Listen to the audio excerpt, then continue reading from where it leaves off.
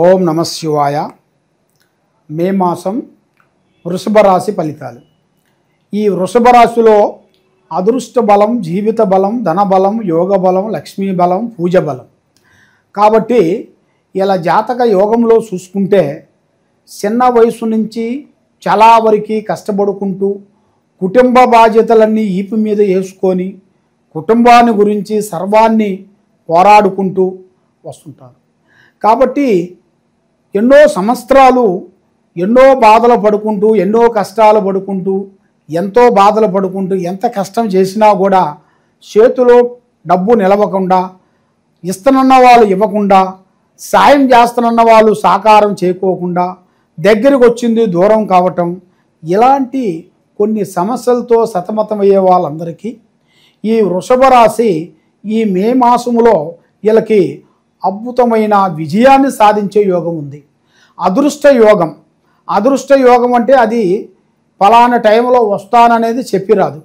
ఆ అదృష్ట యోగం అనేది అనుకోకుండా అకస్మాత్తుగా వీళ్ళకి నక్క తోక తొక్కితే ఎలాగ అదృష్ట గడియలు ఎలా వస్తాయో అదేవిధంగా తిరుగులేని జాతకం అదృష్ట యోగం అనేది వీళ్ళకి దిశ తిరిగే యోగం అనేది రాబోతుంది.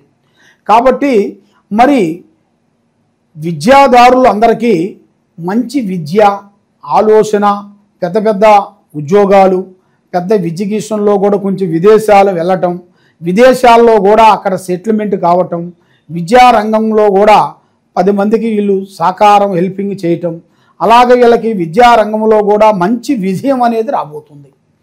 మరి ఆర్థిక ఇబ్బందులు కొన్ని తొలగిపోయి అదృష్ట యోగం అనేది వీళ్ళకి దగ్గరికి వచ్చేసింది. మరి వ్యాపారంలో కానీ ఉద్యోగంలో కానీ చూసుకుంటే మరి బిగినిస్లో కూడా కొత్త కొత్త బిగినిస్లు వీళ్ళు కొన్ని చేయాల్సి వస్తుంది. మరి ఇప్పుడు చేసే బిగినిస్లో కూడా కొన్ని మార్పులు, కొన్ని చేంజెస్లు కొన్ని రాబోతున్నాయి. మరి కొత్త కొత్త వాళ్ళు కొంత పరిచయాలు కొన్ని రాబోతున్నాయి. దాంట్లో పార్ట్నర్షిప్ అంటే చేయాల్సిన వాళ్ళు చేసే బిగినిస్లో కూడా కొత్త కొత్త పరిచయాలతోని పెద్ద పెద్ద వాళ్ళతో పరిచయాలతో కలవటం, తర్వాత కొన్ని స్త్రీలతో కొన్ని పనులు కొన్ని పెట్టడం, ఆ స్త్రీల నుంచి మనకి కలిసి రావటం, అలాంటి అదృష్ట యోగం అనేది ఇలా జాతక యోగంలో చాలా వరకు ముందుకు వస్తుంది. మరి వీళ్ళు ఈ నెలలో అదృష్ట యోగంలో చూసుకుంటే 15వ తారీఖు నుంచి వీళ్ళకి అదృష్ట గడియ, రావు గడియ, లక్ష్మీ గడియ ఎదురొచ్చే మార్గాలు ఉన్నాయి. మరి అతి ముఖ్యంగా యోగంలో చూసుకుంటే వీళ్ళకి వస్త్ర బిగినీస్లో కూడా చాలా వరకు అదృష్ట యోగం చాలా వరకు బాగుంటుంది.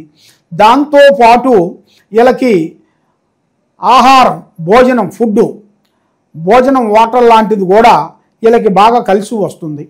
మరి దాంతోపాటు వీళ్ళకి ఇనుము అనగా వెహికల్స్ కానీ ఇనుము ఐటమ్స్లు కానీ ఏదైనా కానీ ఇనుము బిగినిస్తో వీళ్ళకి చాలా కలిసి వస్తుంది. మరి వీళ్ళకి 16 నుంచి 20 లోపులో వీళ్ళు పెట్టుబడులు పెట్టాలి.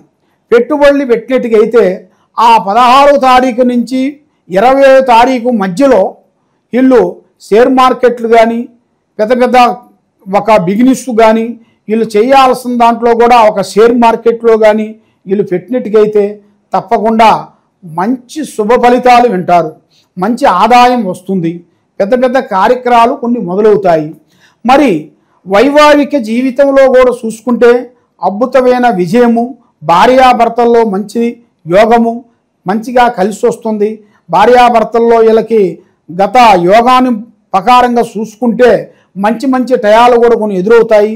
కాబట్టి భార్య నుంచి భర్తకి, భర్త నుంచి భార్యకి కలిసి వచ్చే యోగాలు కూడా చాలా వరకు బాగుంటాయి. కాబట్టి మరి ఇలా జాతక యోగంలో చూసుకుంటే ఒక స్త్రీ నుంచి అదృష్ట యోగం పట్టబోతుంది.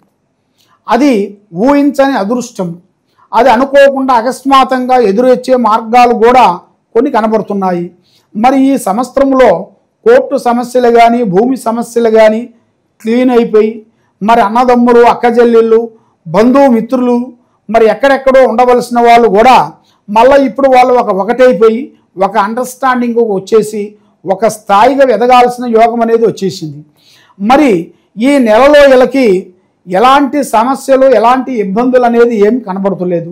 కాబట్టి ప్రేమ సమస్యలో కొన్ని అవకతవకలు కొన్ని ఉన్నాయి. కాబట్టి మనం ప్రేమిస్తుంటాము, వాళ్ళు ప్రేమిస్తుంటారు. కానీ మధ్య వాళ్ళ మాటలు విని ఆ ప్రేమ కొంచెం విఫలం అయిపోతుంటుంది, అది బ్రేకప్ అవుతుంటుంది. మరి అది బ్రేక్ అయిన తర్వాత మనం ఎంత ప్రేమించినా కూడా అది మనకి సక్సెస్ కాకోకుండా ఏదో ఒక విధంగా డిస్టర్బెంట్ అయిపోతుంటుంది. అలాగ డిస్టర్బెంట్ కాకోకుండా మీకు ప్రేమ సమస్యల్లో కూడా మీరు ఏ కార్యక్రమం చేయాలన్నా ఎక్కడ పోవాలన్నా కూడా పెద్దవాళ్ళ ఆశీర్వాదం చాలా ఇంపార్టెంట్. ఆ పెద్దవాళ్ళ ఆశీర్వాదం మీరు తీసుకునేట్టుగైతే మీ యోగము, మీ నక్షత్రము, మీ స్థానము, మీ పూజ బలము చాలా వరకు అద్భుతంగా విజయవంతం అవుతుంది.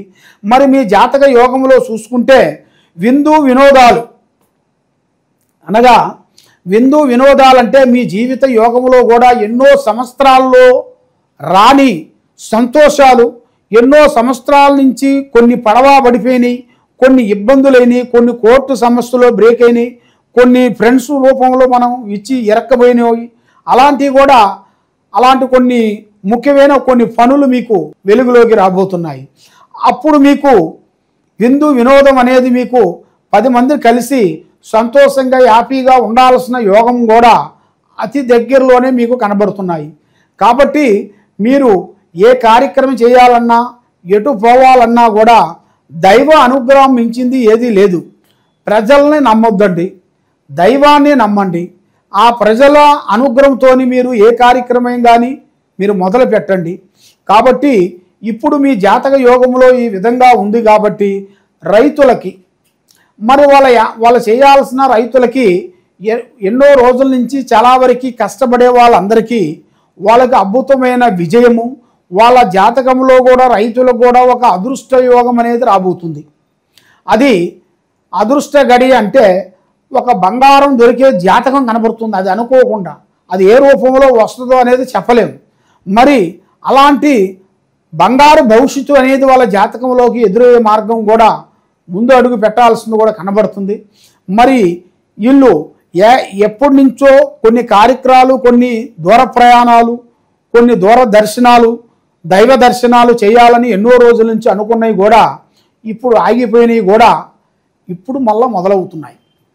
మళ్ళీ వీళ్ళు కొన్ని దైవ దర్శనాలకి వెళ్ళి దైవ దర్శనాలన్నీ చేసుకొని వచ్చి తర్వాత ప్రజలకి కొంతమంది ముఖ్యమైన వాళ్ళకి ప్రజలకి సాకారం చేయాల్సి ఉంది.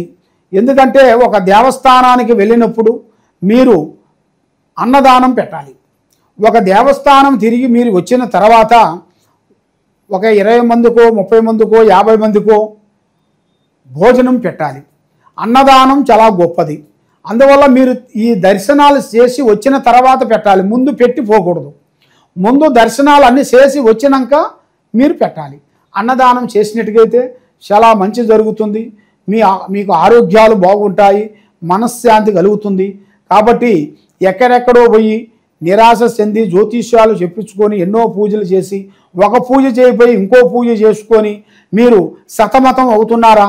కాబట్టి ఈ కింద ఉండాల్సిన నెంబర్కి ఒక్కసారి మమ్మల్ని సంప్రదించినట్టుగైతే మీ ఇంట్లో ఏముంది, మీ ఒంట్లో ఏముంది, మీరు చేసే ఆఫీసులో ఏముంది, ఏమి జరుగుతుంది, ఏమి జరగాల్సి ఉందా అనేది మొత్తం చూసి అమ్మవారి విషయాలన్నీ చూసి మేము చెప్పగలుగుతాం. సర్వో జనా సుఖినో భవంతు. ఓం నమః శివాయ నమః.